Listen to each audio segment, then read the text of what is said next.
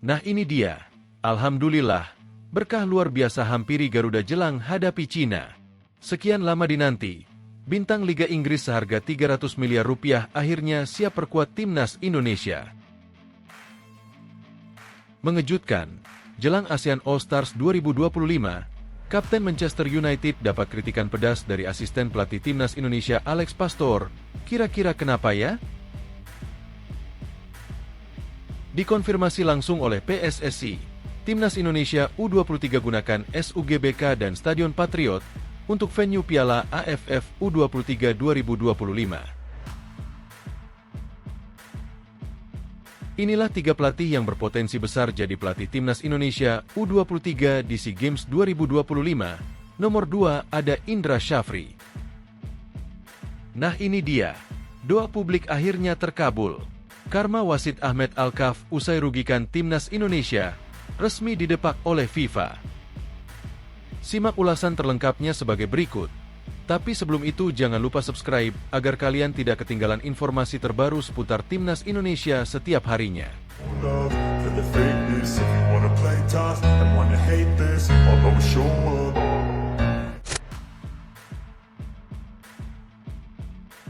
Nah ini dia, alhamdulillah. Berkah luar biasa hampiri Garuda jelang hadapi Cina. Sekian lama dinanti, kepada media Inggris pemain seharga 300 miliar rupiah akhirnya siap perkuat timnas Indonesia.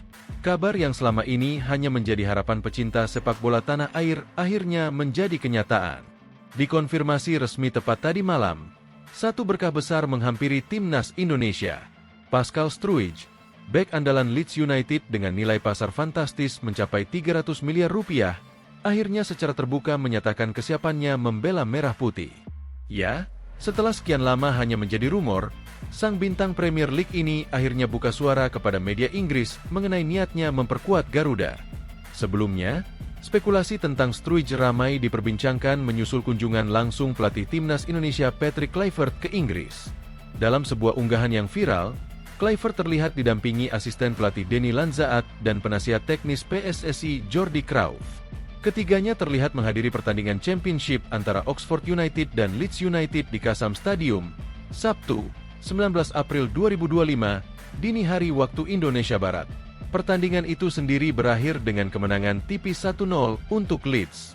Namun, bukan skor akhir yang menjadi sorotan utama, melainkan siapa yang duduk di tribun penonton.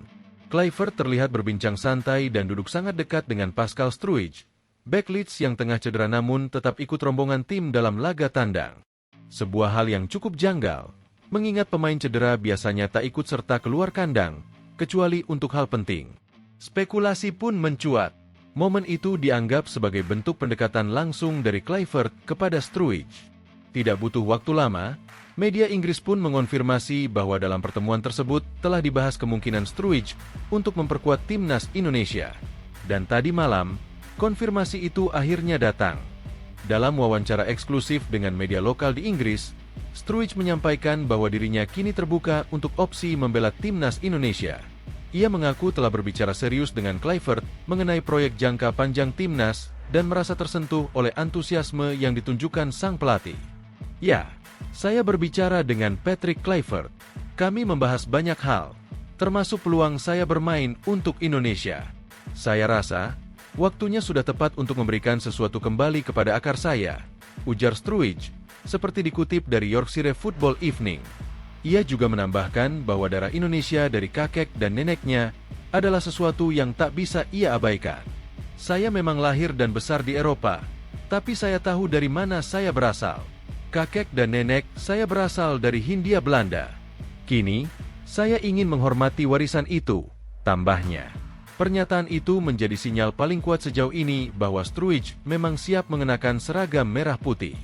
Artinya, langkah konkret menuju proses naturalisasi bisa segera dijalankan. Lahir di Deurne, Belgia, 11 Agustus 1999, Pascal Struijk mengawali karir sepak bolanya di Akademi ADO Den Haag dan Feyenoord sebelum pindah ke Inggris untuk bergabung dengan Leeds United. Di bawah asuhan Daniel Farke, Struijk berkembang pesat menjadi salah satu bek muda paling menjanjikan di kasta kedua Liga Inggris. Dengan tinggi badan 190 cm dan gaya permainan yang lugas namun tenang, Ia sering dibandingkan dengan bek-bek tangguh Belanda seperti Virgil van Dijk. Ia telah bermain lebih dari 100 pertandingan bersama Leeds dan pernah mencetak beberapa gol penting dari situasi bola mati. Tak heran, nilai pasarnya kini mencapai 15 juta euro atau sekitar 300 miliar rupiah. Selain sebagai bek tengah, Struijk juga bisa bermain sebagai gelandang bertahan, menjadikannya aset yang fleksibel dan sangat dibutuhkan timnas Indonesia yang masih mencari formula ideal di lini belakang. PSSI tampaknya tak ingin membuang waktu. Begitu kabar kesiapan Struijk dikonfirmasi, Ketua Umum PSSI Erick Thohir langsung menginstruksikan jajarannya untuk memulai proses legalisasi dokumen. Dalam pernyataan resminya, Erick menyebut bahwa Indonesia harus bisa memanfaatkan momentum ini. Kami sudah lama memantau Struijk. Dia bukan hanya punya darah Indonesia, tapi juga punya semangat untuk berkontribusi. Kami akan kawal semua proses administrasi dan hukum agar dia bisa segera bergabung, tegas Erick. Menurut informasi internal, PSSI telah menyiapkan tim khusus yang bertugas menyiapkan berkas, termasuk data keturunan, legalitas paspor, serta koordinasi dengan Kemenkumham dan Kemenpora untuk memproses kewarganegaraan. Pertandingan melawan Cina akan menjadi penentu nasib Indonesia di babak kualifikasi.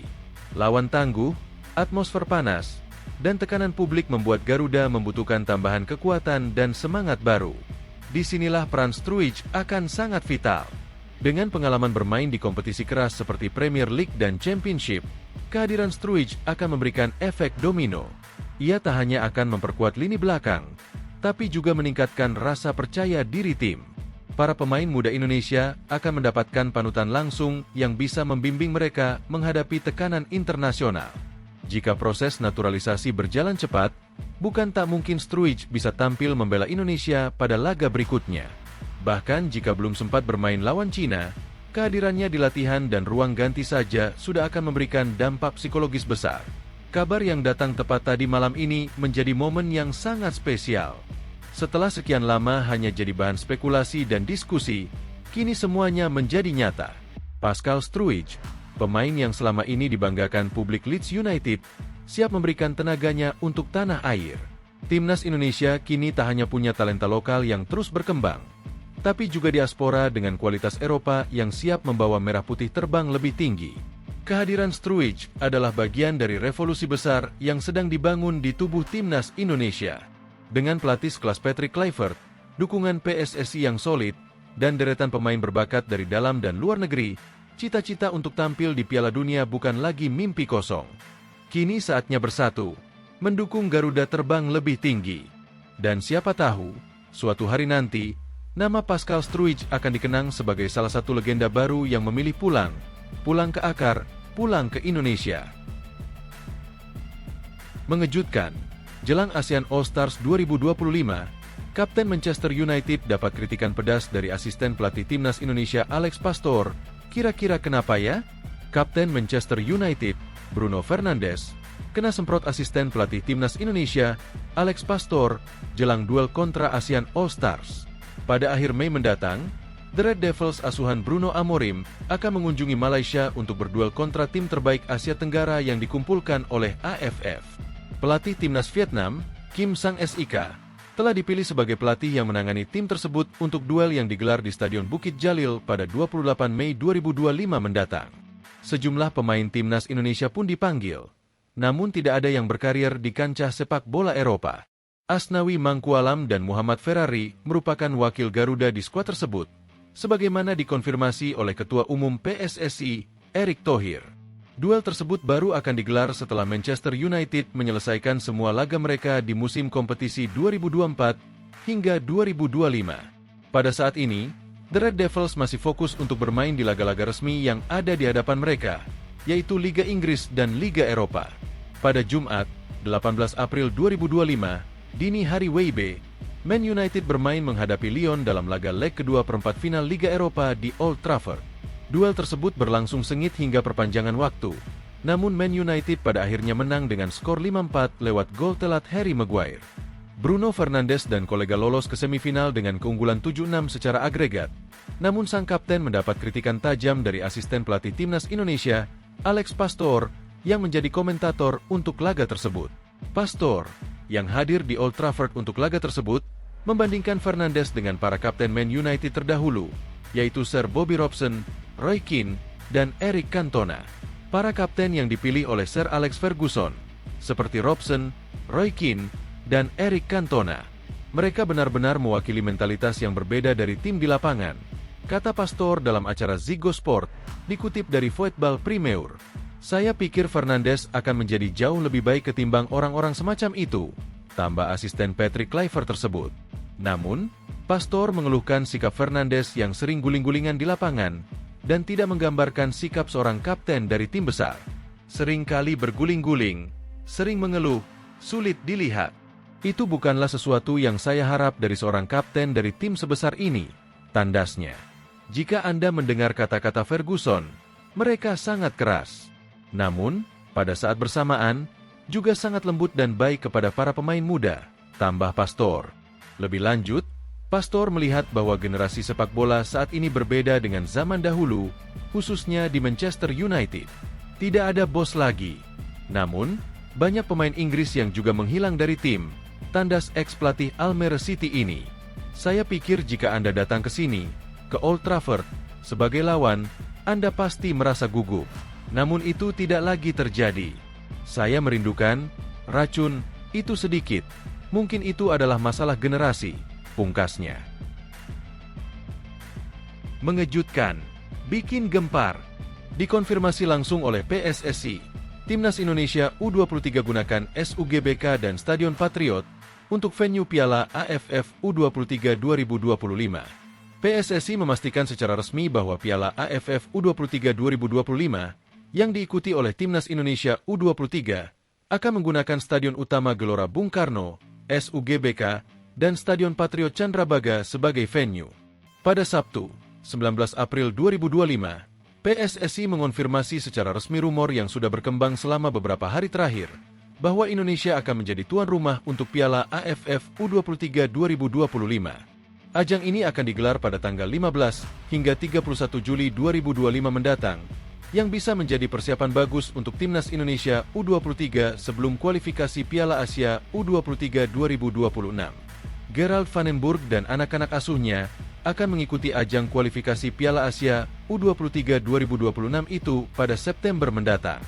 Sempat ada kabar bahwa Sidoarjo akan menjadi tuan rumah Piala AFF U23 2025, namun kini PSSI mengonfirmasi bahwa SUGBK dan Stadion Patriot Candrabaga di Jakarta dan Bekasi akan digunakan sebagai venue. PSSI memilih Stadion Utama Gelora Bung Karno, Jakarta dan Stadion Patriot Candrabaga, Bekasi menjadi tempat mandiri ASEAN U23 Championship 2025 berlangsung. Demikian pernyataan resmi PSSI. Sedangkan untuk Sidoarjo, tepatnya Stadion Gelora Delta, akan digunakan untuk kualifikasi Piala Asia U23 2026 jika Indonesia terpilih sebagai tuan rumah pada ajang tersebut. Sementara itu, untuk kualifikasi Piala Asia U23 2026 akan dimainkan pada tanggal 1 hingga 9 September mendatang. Demikian pernyataan PSSI. Saat ini, PSSI sudah mengajukan bidding sebagai tuan rumah dan menyiapkan Stadion Gelora Delta Sidoarjo, Jawa Timur sebagai venue pertandingan. Tambahnya, drawing Piala AFF U23 2025 sendiri akan dilaksanakan di Jakarta pada 30 Mei 2025 mendatang. Sedangkan drawing kualifikasi Piala Asia U23 2026 akan digelar pada bulan Juni mendatang. Penentuan tuan rumah untuk kualifikasi Piala Asia U23 2026 akan ditentukan oleh Konfederasi Sepak Bola Asia (AFC) pada akhir April ini. Inilah 3 pelatih yang berpotensi besar jadi pelatih Timnas Indonesia U23 di SEA Games 2025. Nomor 2 ada Indra Syafri. Ada 3 pelatih yang berpotensi jadi pelatih Timnas Indonesia U23 di SEA Games 2025 yang menarik untuk dibahas. Sebab ada sejumlah kandidat yang memang dikaitkan bisa memimpin pasukan Garuda Muda untuk beraksi di pesta olahraga multi-event terbesar di Asia Tenggara tersebut. Perlu diketahui, SEA Games 2025 akan berlangsung di Thailand pada 9 hingga 20 Desember 2025. Tentu target utamanya adalah Timnas Indonesia bisa meraih medali emas di turnamen tersebut. Lantas siapa pelatih yang kira-kira mampu mewujudkan target tersebut? Van den Burg diketahui adalah pelatih Timnas Indonesia U23. Ia didatangkan dari Belanda tak hanya sekadar membantu Patrick Kluivert untuk membangun timnas Indonesia, tetapi juga mempersiapkan Garuda Muda agar berprestasi di turnamen kelompok umur. Terdekat Van den Burg akan memimpin timnas Indonesia U23 di Piala AFF U23 2025 pada Juli 2025 mendatang. Turnamen tersebut akan menjadi ajang pemanasan bagi Van den Burg sebelum membawa timnas Indonesia U23 bersaing di kualifikasi Piala Asia U23 2026. Jika performa timnas Indonesia U23 begitu apik bersama Van den Burg, maka bukan tidak mungkin PSSI akan meminta pelatih asal Belanda itu untuk memimpin Garuda Muda di SEA Games 2025. Indra Syafri bisa dikatakan sebagai pelatih spesialisasi turnamen besar, terutama yang berada di kawasan Asia Tenggara. Ia pernah membawa timnas Indonesia U19 juara Piala AFF U19 2 kali, lalu meraih 1 trofi Piala AFF U23, dan merebut 1 medali emas SEA Games 2023. Dengan pengalamannya itulah yang membuat Indra Syafri layak untuk diberikan kesempatan menangani timnas Indonesia U23. Indra Syafri pun tak perlu beradaptasi karena sudah mengenal baik para pemain muda timnas Indonesia. Sebelumnya, Indra Syafri adalah pelatih timnas Indonesia U20. Jadi, sejumlah pemain sudah mengenal baik Indra Syafri, begitu sebaliknya. Nova Arianto saat ini tengah menjadi sorotan karena berhasil mengantarkan timnas Indonesia U17 lolos ke Piala Dunia U17 2025. Itu adalah pencapaian luar biasa mengingat untuk pertama kalinya timnas Indonesia U17 lolos ke Piala Dunia U17 via kualifikasi. Pada Piala Dunia U17 2023, timnas Indonesia U17 bisa ikut bermain karena berstatus tim tuan rumah. Dengan prestasi itulah ada rumor Nova Arianto bisa saja dipercayakan memimpin timnas Indonesia U23 untuk SEA Games 2025. Menanggapi hal itu, Nova Arianto mengaku belum tahu karena belum sempat memikirkannya. Toh dari PSSI pun belum membicarakan hal tersebut. Saya belum berpikir ke sana karena PSSI juga belum menyampaikan kepada saya, ujar Nova kepada awak media di Bandara Soekarno-Hatta, Tangerang, Banten, dikutip Sabtu, 19 April 2025. Bagi Nova, saat ini fokusnya adalah mempersiapkan timnas Indonesia U17 jelang tampil di Piala Dunia U17 2025 pada November mendatang. Akan tetapi, ex-pemain Persib Bandung itu juga terbuka dengan instruksi dari PSSI. Tetapi sekali lagi saya ingin fokus ke Piala Dunia U17. Dan kita lihat PSSI akan seperti apa dan saya akan selalu ikut dengan PSSI, tutup Nova. Nah ini dia, doa publik akhirnya terkabul. Karma wasit Ahmed Alkaf usai rugikan timnas Indonesia, resmi didepak oleh FIFA. Wasit Oman, Ahmed Alkaf bak kena karma usai merugikan timnas Indonesia. Ahmed Alkaf dikeluarkan dari daftar wasit Piala Dunia Klub FIFA 2025. Nama Ahmed Alkaf sebelumnya masuk dalam daftar wasit untuk memimpin laga Piala Dunia Klub FIFA 2025. Akan tetapi, ia tiba-tiba dikeluarkan dari daftar tersebut. Wasit asal Oman tersebut dicoret bersama para asistennya yaitu Abu Bakar Al-Amari dan Rashid Al-Ghaiti. Hal tersebut membuat hanya 3 wasit Asia yang bakal memimpin ajang Piala Dunia Klub FIFA 2025 yang digelar mulai 14 Juni 2025 mendatang. Nah, 3 wasit Asia yang akan bertugas di Piala Dunia Klub FIFA 2025 adalah Ali Reza Fagani, Salman Falahi, serta Ilgiz Tantashev. Berkat keputusan ini, Federasi Sepak Bola Oman ikut merespons dan mengecam keras. Federasi Sepak Bola Oman mengecam keras dikeluarkannya tim wasit internasional Oman yang dipimpin oleh wasit Ahmed Alkaf dari daftar wasit untuk Piala Dunia Klub FIFA, tulis laporan OEFA. Federasi menegaskan kembali dukungan penuhnya terhadap tim wasit Oman dalam mencapai hak mereka yang sah untuk berpartisipasi dalam turnamen-turnamen besar FIFA, terutama Piala Dunia 2026, sambungnya. Bahkan Presiden OEFA disebut menelpon Presiden AFC soal dikeluarkannya Ahmed Alkaf. Presiden Federasi Sepak Bola Oman menelpon Presiden AFC dan dalam percakapan itu, ia mengungkapkan keterkejutannya atas dikeluarkannya wasit internasional Ahmed Alkaf dari daftar tersebut. Jelas laporan tersebut. Ia juga menyebutkan keadaan yang tidak biasa terkait dengan dikeluarkannya ia dari Piala Dunia FIFA Qatar 2022, meskipun ia memiliki kaliber tinggi dan pengalaman yang luas, sambungnya. Adapun Ahmed Alkaf bak menjadi musuh publik Indonesia karena keputusannya yang kontroversial. Ia dianggap merampok kemenangan skuad Garuda yang sudah ada di depan mata. Ahmed Alkaf menjadi sorotan setelah memberikan waktu tambahan yang jauh melebihi waktu yang seharusnya. Padahal, waktu tambahan yang telah ditentukan hanya 6 menit. Namun pertandingan baru berakhir pada menit ke-90. Pada menit-menit akhir tambahan waktu inilah, Bahrain berhasil menyamakan kedudukan dan menggagalkan kemenangan timnas Indonesia. Adapun melansir dari media Oman, Alkaf ternyata berprofesi sebagai sopir bus sekolah swasta. Saya adalah seorang sopir bus di sekolah swasta.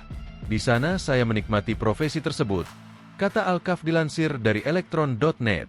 Namun, sebelum menjadi seorang sopir, Alkaf sempat mengalami masa sulit mencari pekerjaan selama 12 tahun.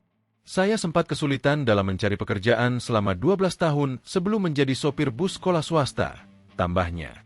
Meski memiliki pekerjaan utama sebagai sopir, Ahmed Alkaf telah membuktikan dirinya sebagai seorang wasit yang kompeten. Ia telah mengantongi lisensi FIFA sejak tahun 2010 dan telah memimpin banyak pertandingan penting.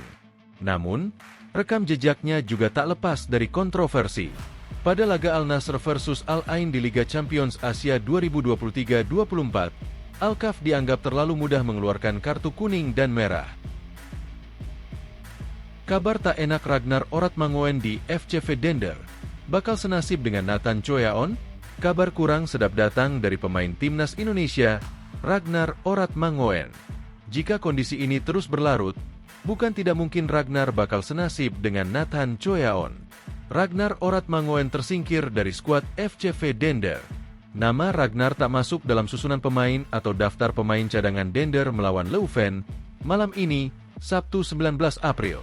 Pada lanjutan Liga Belgia itu, pelatih Dender Vincent Eufraert tidak mencantumkan Ragnar Oratmangoen di skuadnya. Dender sendiri saat berita ini dimuat tertinggal 1-3 dari Leuven di babak pertama. Kembali ke Ragnar. Pemain timnas Indonesia itu bukan kali pertama tak dimasukkan ke skuad Dender. Pelatih Eufraert juga tidak memasukkan nama Ragnar Oratmangoen saat Dender bermain imbang 1-1 melawan Standard Liège pada 14 April 2025. Saat Dender dipecundangi ex-klub Sandy Walsh, Cafe Mechelen 25 pada 5 April 2025, Ragnar Oratmangoen lagi-lagi tak ada dalam daftar susunan pemain. Dikutip dari data Transfermarkt, Ragnar Oratmangoen terakhir kali dimainkan pelatih Eufraert pada 16 Maret 2025. Saat itu, Ragnar hanya dimainkan selama 29 menit di pertandingan melawan Cafe Mechelen. Pada awal April lalu, pelatih Eufraert sempat mengungkap kondisi sang pemain. Menurut pelatih Dender itu, Ragnar dalam kondisi sakit tapi bukan cedera. Ragnar Oratmangoen masih diragukan tampil karena sakit pada pekan ini, kata Vincent Eufraert. Pada saat pertandingan kualifikasi Piala Dunia 2025 melawan Australia, Ragnar sempat dikabarkan alami cedera ringan. Namun Ragnar kemudian dimainkan Patrick Kluivert saat timnas Indonesia menang 1-0 dari Bahrain di Stadion Utama Gelora Bung Karno. Minimnya menit bermain Ragnar Oratmangoen tentu bisa jadi masalah untuknya dan timnas Indonesia. Padahal di musim ini, Ragnar cukup berkontribusi di level klub. Ragnar Oratmangoen tercatat sudah bermain 20 pertandingan dan mencetak 1 gol untuk Dender. Nasib Nathan Choyaon. Apa yang dialami oleh Ragnar di level klub tentu membuat was-was. Mungkinkah Ragnar akan senasib dengan Nathan? Nathan Choyaon seperti diketahui tergusur dari tim utama Swansea City. Nathan saat ini bermain di tim U21. Sebelumnya di tim U21 Swansea City, Nathan juga jarang mendapatkan menit bermain. Lambat laun, Nathan mulai mendapatkan kesempatan bermain di tim U21 Swansea City. Tercatat di bulan April 2025 ini, pemain yang berposisi asli sebagai bek kiri tersebut sudah tampil 3 kali bersama Swansea City U21. Pada 8 April 2025, Nathan Choyaon bermain bersama Swansea City U21 melawan Wigan Athletic U21. Sayangnya dalam pertandingan itu, Swansea City mengalami kekalahan 1-3 dari lawannya. Hasilnya pemain timnas Indonesia tersebut membantu klubnya meraih kemenangan dengan skor 1-0. Teranyar, Nathan Choyaon kembali dipercaya bermain sebagai starter ketika Swansea City U21 melawan Bristol City U21 pada 18 April 2025. Pertandingan tersebut berlangsung sengit. Nathan Choeon kembali membantu The Swans Junior menang dengan skor 4-3 dari lawannya. Meski tampil di tim junior, tentu hal ini menjadi modal bagus untuk Nathan Choeon daripada tidak sama sekali. Jika mampu tampil konsisten, bukan tak mungkin dirinya bisa dikembalikan ke skuad utama Swansea City. Kemungkinan besar, pemain 23 tahun tersebut masih akan dapat panggilan dari Patrick Kluivert ke skuad Garuda pada Juni 2025 mendatang. Timnas Indonesia sendiri memiliki jadwal 2 pertandingan pada Juni 2025 dalam ajang kualifikasi Piala Dunia 2026.